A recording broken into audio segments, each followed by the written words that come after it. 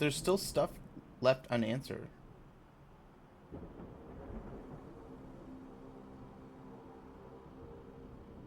I thought he was dead.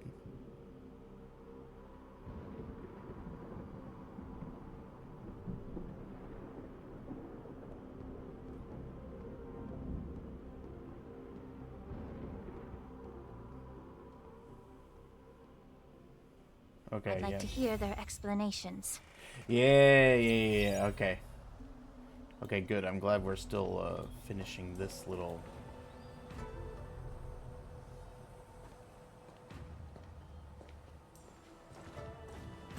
Welcome, Miss Lingshaw. I am Preceptor Tauron. Greetings, my honored preceptor. It's been a while since we last touched base. I've brought a friend with me today. I believe you're already familiar with each other. Tauron? Elder Tauron? I remember when I was exiled, you were on the verge of passing on. What's with this new look? All of this is thanks to your past life. Had you not been so rash, I wouldn't have had to walk such a dangerous road to free our clan, becoming this specter of my former self.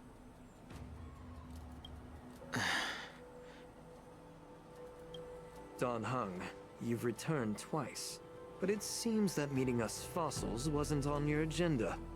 Regrettable indeed. Now here you are to meet me anyway. Life does love its ironies, doesn't it? I didn't come here with Miss Lingshaw today to reminisce. Indeed.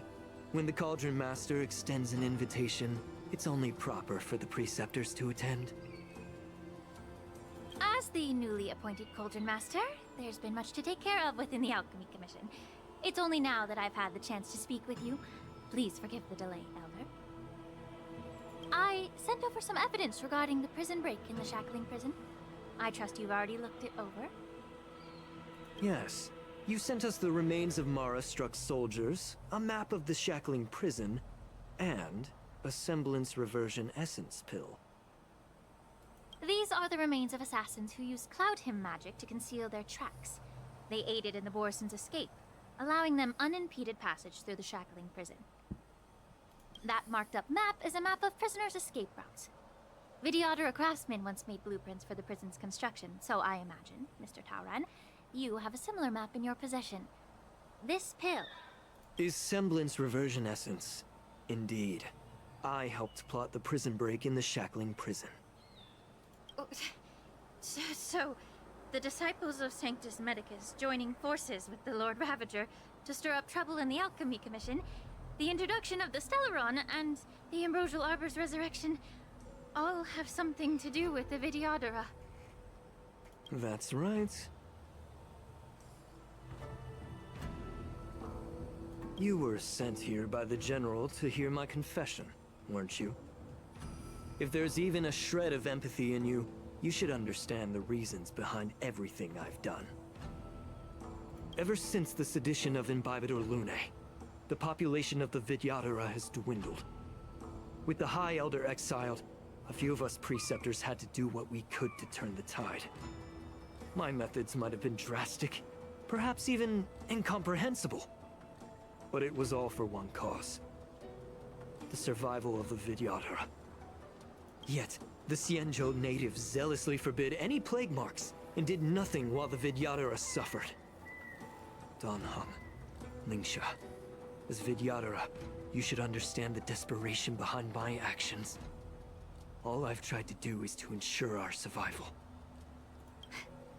I'm well aware of the challenges the Vidyadhara face.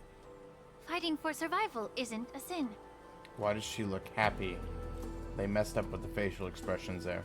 But Elder, your actions have gone beyond mere survival.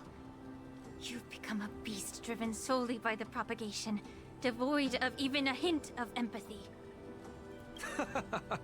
Oh. Despite calling ourselves a noble draconic bloodline, at our core, We're merely bipedal beasts. The survival of our kind is paramount. If I hadn't resorted to beastly actions, the Vidyadhara might not even exist. The sages show no mercy, as the old wisdom goes. When the High Elder abandoned our people's survival, I had to shoulder the world's sins alone. Lingsha, Danheng, the past is behind us. But the future of the Vidyadhara still lies within your grasp. The situation on the Xianzhou Luofu has changed rapidly. As Vidyadhara, we must unite in purpose and avoid the mistakes of the previous Imbibitor Lunae. I was initially skeptical about the Vidyadhara's betrayal of the Alliance. But after hearing your confession, I realized that there is no point in talking about trust. Breaking the covenant of our alliance will bring war upon the Vidyadhara. Even if we are able to have offspring again, what difference will it make? Once my plan succeeds, the Alliance will see the Vidyadhara as their saviors. Because both parties ultimately share the same interests. So now that survival won't convince us, you want to talk about interests? For 1,000 years, the Alliance has been engaged in brutal warfare against the denizens of abundance. Yet victory has remained beyond reach. Have you ever wondered why? Should the Alliance emerge victorious, they will inevitably become the next denizens of abundance. However, if they suffer defeat, the Alliance will face extinction. What's with his hand? Thus, the Alliance has deceitfully upheld this precarious balance. However, I have a way to escape from this dilemma. The Alliance's path to salvation lies within the secret of dragon transmutation. Imagine if there were a way to transform other life forms into Vidyadhara. The Alliance would then possess an endless stream of soldiers. It would not need to worry about casualties. Once the war ended, these soldiers would cease reproduction, eliminating concerns of overpopulation. This is the way to salvation for the Xianzhou Alliance. The ultimate path to end the universe's suffering under the immortality plague. Only we, the Vidyadhara, can achieve this. So, you relied on this rhetoric to manipulate the ignorant members of the Vidyadhara into serving you. I am deeply disappointed in you, Elder. Your thoughts and intentions are completely devoid of empathy. Cloud Knights! Hold it!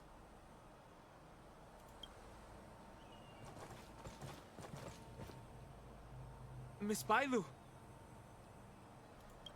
Mr. Danheng and Sister Lingsha! Everyone's here? You think I don't know why you're really here? Jing Yuan sent you here to test me, didn't he? According to the oath between the Alliance and the Vidyadhara, it's forbidden to spill Vidyadhara blood on their own territory. Are you all ready to violate this oath in the presence of the Luofu's High Elder? Dragon Lady, there's no need to panic. Elder, the Vidyadhara's sacred grounds and the High Elder are not to be used as pawns in exchange for your life. You talk a big game. As if you have the nation and the people's best interests at heart. But when it really matters, you use a small girl as your shield. It's ridiculously pitiful. I've said it before. Survival is never a sin. We're all Vidyadhara, so you should understand my intentions. And as a Vidyadhara, I will leave for you a dignified solution. Leave the Scale Gorge waterscape immediately, and appeal to the top echelons of the Alliance. Let the 6 charioteers hold a trial, and sentence me to exuviation and rebirth. I see right through your plans, Mr. Tauron. Vidyadhara Rebirth erases past crimes, but I'm well aware of the Preceptors' dirty tricks during Rebirth. You might not be you, but you will still be you.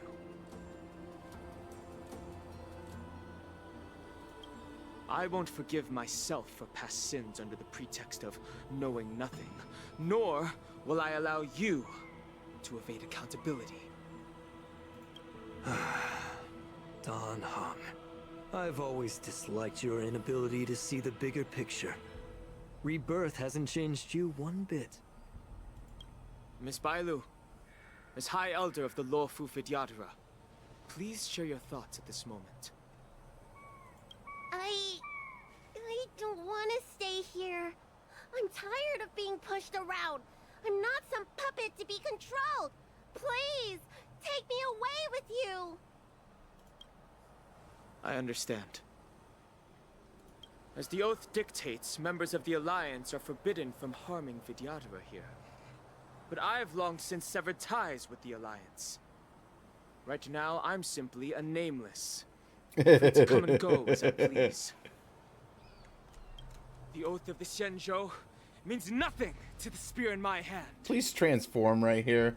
Like, don't fight in the normal, boring Dan Heng form.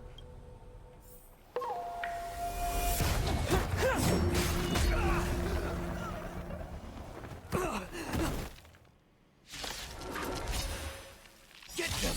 Do whatever it takes! Make sure they don't leave here alive. Alright.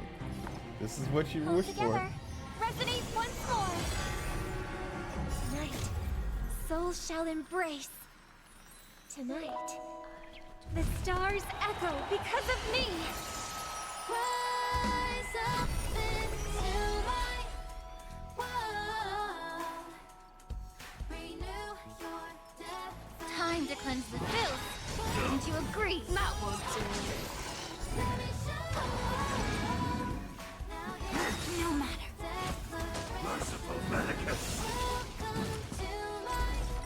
Everything in this world is bleeding. Converge and awaken. Human creations.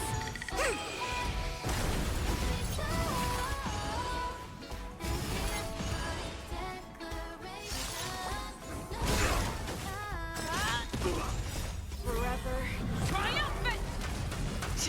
Victory is inevitable!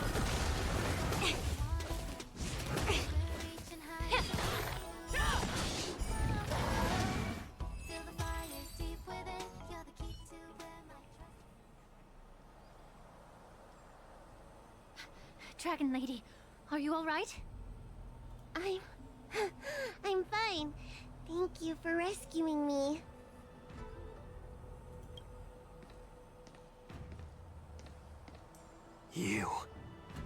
You actually came here in person?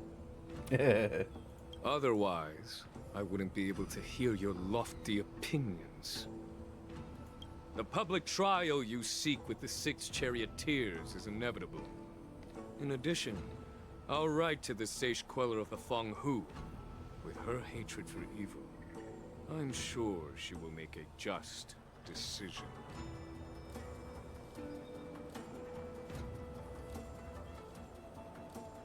If it's her, she will earn the respect and assent of all the Vidyadhara on the Lawfu. In terms of martial prowess, you indeed have the upper hand. But if you're under the impression that this advantage can be used to settle the score with us Preceptors, that's quite an overestimation. Given the Vidyadhara's foundation within the Alliance, do you really think you can do anything to us? As I mentioned, I'll take all the blame and become the scapegoat. With the secrets I possess, the interrogation alone will take an eternity. And in the end, through various exchanges of interest, I am certain to survive. You understand this better than anyone, as it's the very art of trade-offs you love to wield. Lastly, a word of caution to you.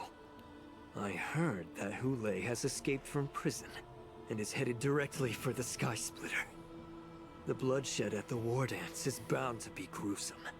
Perhaps, even before my trial, your impeachment will have you in dire straits first.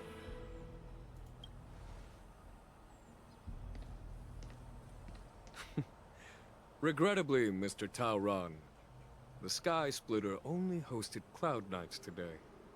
No audience.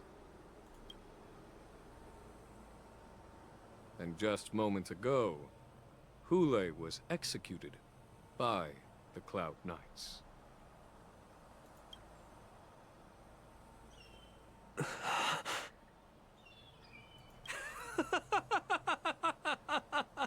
The crazed madman at the end. What a loser.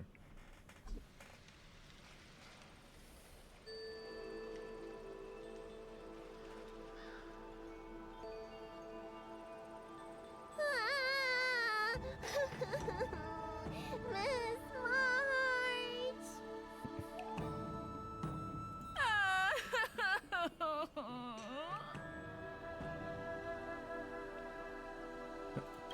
Miss March! My dear Miss March! I was only in the bathroom for a little bit, and you've already arranged my death? Hey, can't you play some normal games with Dragon Lady? Why did I call her Dragon Lady? Just call her Miss Bailu. Help! It's a zombie! Are you amused? Alright, enough playing. It's time to visit my masters. The infirmary is right over there. You can go by yourselves. Oh, come back and visit me when you have time. Next time, let's not play overly realistic make-believe with this doofus, okay? I love how they changed the names and so forth of the Trailblazer.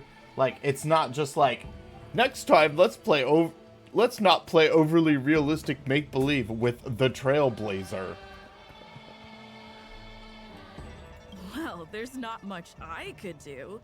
General Fei Xiao didn't really give me any chance to shine during this wolf hunt operation. If I had been in the ring, I could have knocked down 10 Hules with just one strike. You sound exactly like Master Yenqing. But for now, both he and Yun Li have been forced to go to the Alchemy Commission for some well-needed rest. I'm the least accomplished in swordplay, but I came out unscathed. I really ought to thank my masters for taking all the blows on my behalf.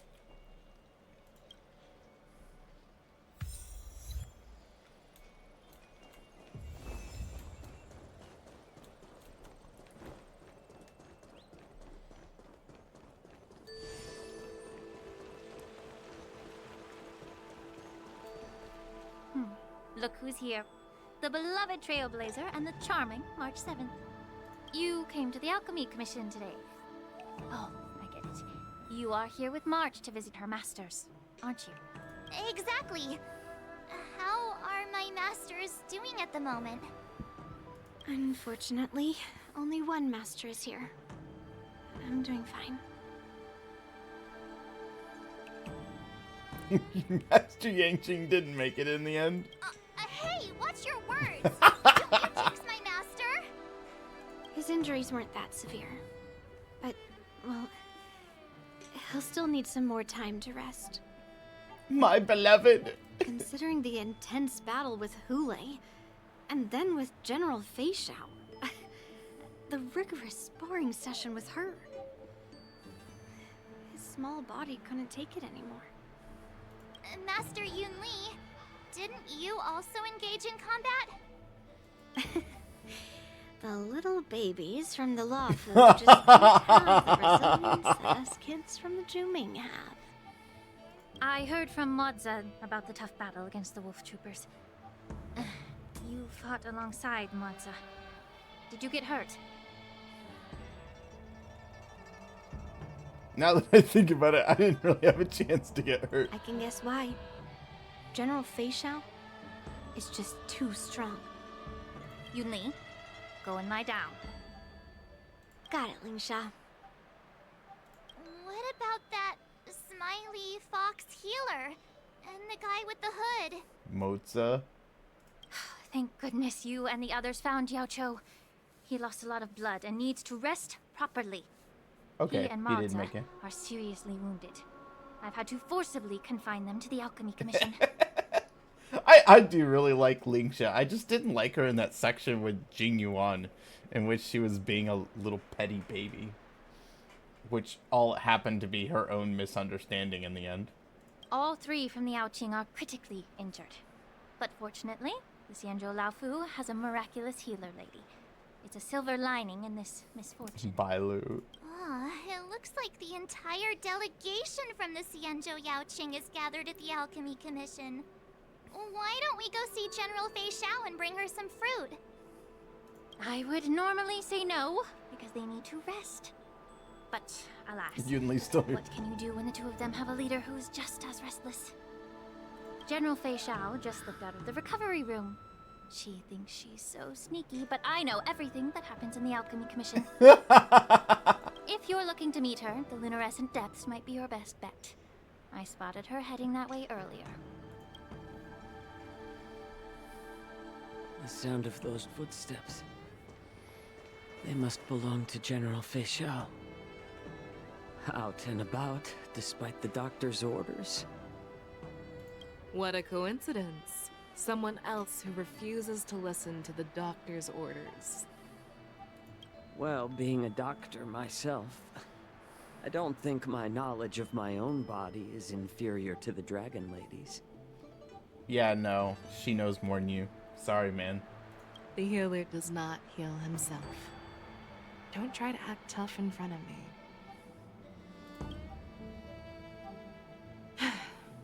I'm sorry, Zhao Chou. I didn't expect you to use poison that way. What a miscalculation. If only I'd found you sooner. If only I hadn't sent you to the shackling prison. The way you're speaking, is this really the Fei Xiao I know? Or could it be a Boristan assassin, imitating your voice to take my life?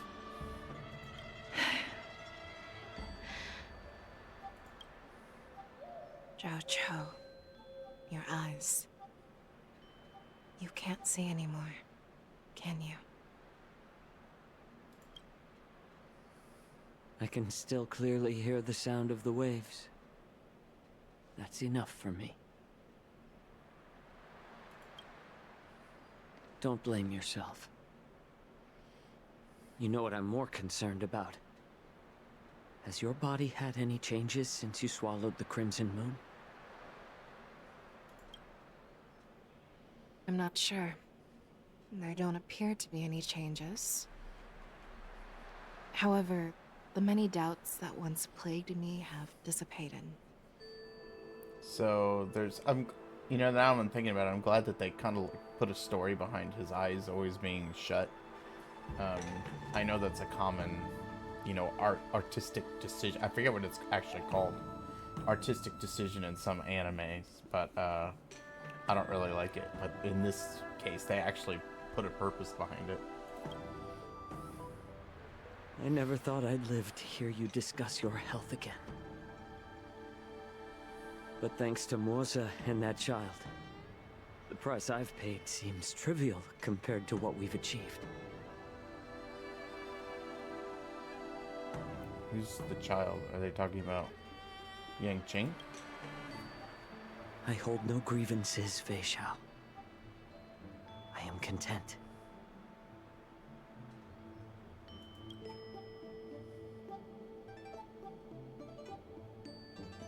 I don't know how to offer words of comfort, nor do I know much about curing others' ailments. I am just a warrior, so my pledge to you is simple. An eye for an eye. So you were here too. In this vast universe, there's bound to be someone who can heal your eyes. I'll find them. But until then, The threat behind all this chaos needs to be dealt with. You must already have some ideas. Let them out. It's higher in the Alliance. The resurgence of the Sanctus Medicus and the gathering of the Borison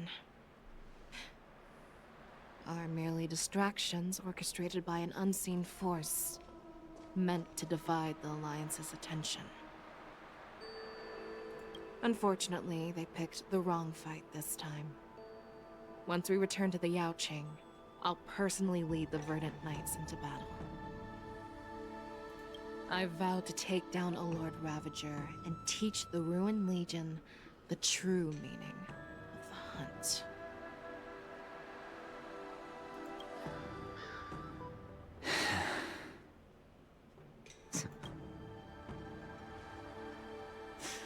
I knew it. You've always been so impatient.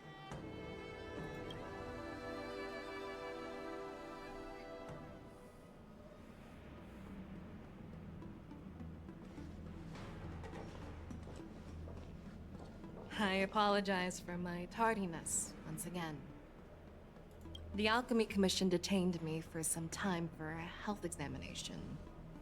They released me only after ensuring I was in good condition. General, seeing you safe and sound puts our minds at ease. Hulei's escape caused significant upheaval and forced the war dance to be put on hold. A truly unforeseen disaster. Fortunately, the younger generation showed their valor.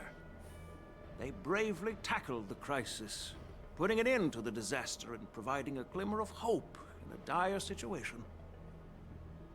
Before Master Diviner Fu Xuan's departure for the Yutre, I consulted with her about the war dance.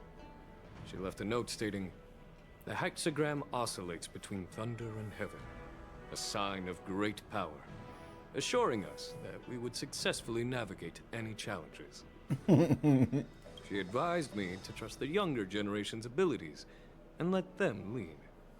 Her predictions, it appears, have come true. Love Fu Xuan. Smart girl. It's just... the Xianzhou Luo Fu's long-standing duty of keeping Hulei imprisoned ended with his death on the Sky Splitter. This event is likely to bring much criticism from the Alliance's upper ranks. However, Hulei's demise might actually be a blessing in disguise. Broadcasting this news could derail the Borison's resurgence and quash the ambitions of those who wish to take advantage of his return. Hand over Hulei's remains to the Xianzhou Yaoqing, and I'll handle the explanations to the Alliance. But what about the war dance? While the Wolf Hunt mission was a success, the events on the Sky Splitter remain a secret. However, the news of the Borison's attacks on the streets will spread like wildfire. The war dance was interrupted, so it must be reconvened. As for the people who witnessed the attacks, beyond placating them, we also need to show them the Xianzhou Cloud Knight's fearless dedication. On the war dance's opening day, rogue Borison attempted to stir up panic, but was swiftly neutralized by the Merlin's Claw and the Cloud Knights. A genuine tale of heroism that will captivate and calm the public. As Elder Huayan suggests, the Luo Fu will do its best to heal the wounded and compensate those who were affected. We aim to reopen the war dance in the coming weeks. This settles the immediate concerns on the Luo Fu. My thoughts linger on the orchestrator behind these events. From the onset of the Ambrosial Arbor crisis, the Xianzhou Luo Fu has experienced numerous disturbances, directly linked to the Lord Ravager Fantelia. Her attempt to infiltrate the Xianzhou with the Borison and sway the Lawfu Preceptors to join the Sanctus Medicus's insurrection was unsuccessful. But I have a feeling that she is indifferent to the success of her plans. Okay. Rather than outright victory, Fantelia's motives seem to lie in breeding discord and chaos among allies. Should the Alliance fail to mend these rifts, it risks disintegrating into a pile of sand. The goal of the Xianzhou Alliance has not changed for thousands of years. Perhaps we should point the weapon in our hand toward this new adversary. I plan to bring this matter before the Marshal following the war dance. With Elder Huayan's insight, one wonders how the Marshal will react. It's clear we're engaged in a game of chess not seen in thousands of Amber eras. A game where even the strategists become pawns in battle. Where the stakes are as high as the fates of countless stars in the sky. Predicting the Marshal's decision is beyond me, yet she's well aware of our concerns. She has tasked General Yao Guang with performing extrapolations day and night to gauge the situation comprehensively. She's well aware of it. Okay. We gathered today not just to tackle the Luofu's predicaments, but also to address a matter requiring our collective presence. Yao Guang has sent a message from the Xianzhou Yuchui, informing us that she wishes to share the results of recent calculations she made within the Matrix. Oh. Okay.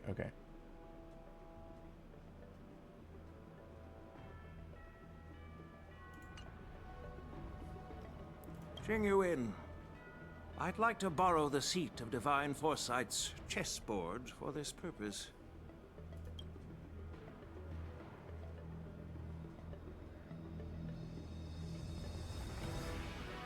Hello, everyone. It's been a long time. Over 3 decades have passed since we last convened. I've dearly missed each of you generals during this time. Who's that voice actor?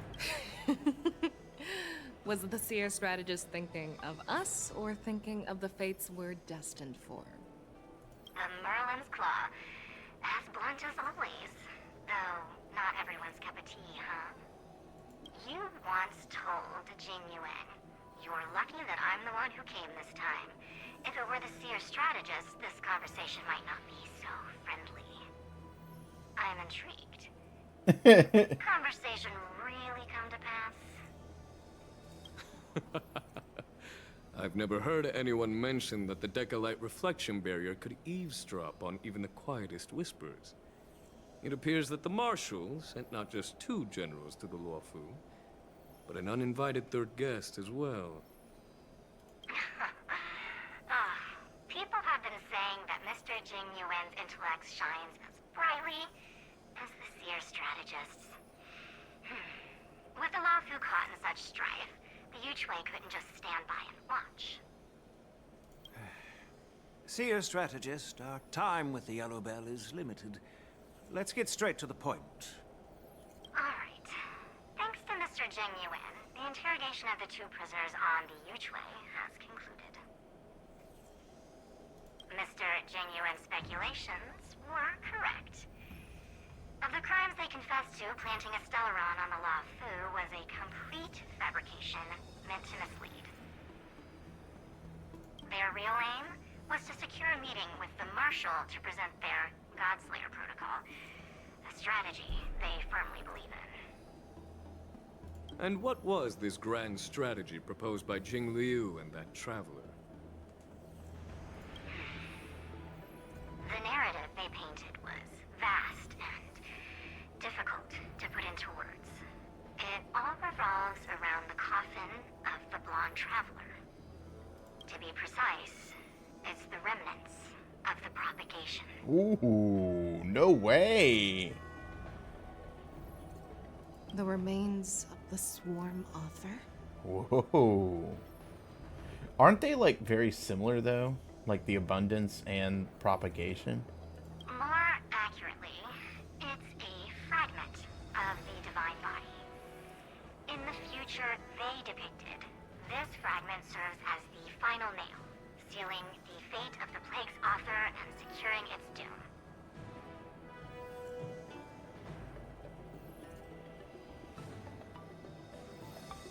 Plague's author being the Abundance, I think.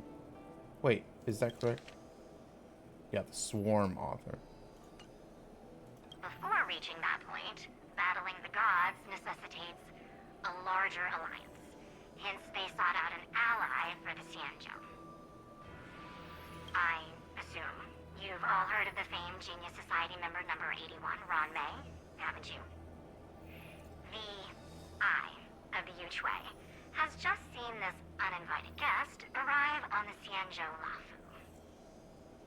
3, 2, 1. Right on time. Now, as for the best way to receive our distinguished guest, I'll leave that in your capable hands. Do you remember your name? My name is Tingyun. I serve as an ambassador of the Whistling Flames Merchant Guild on the Xianzhou Lufu. No way.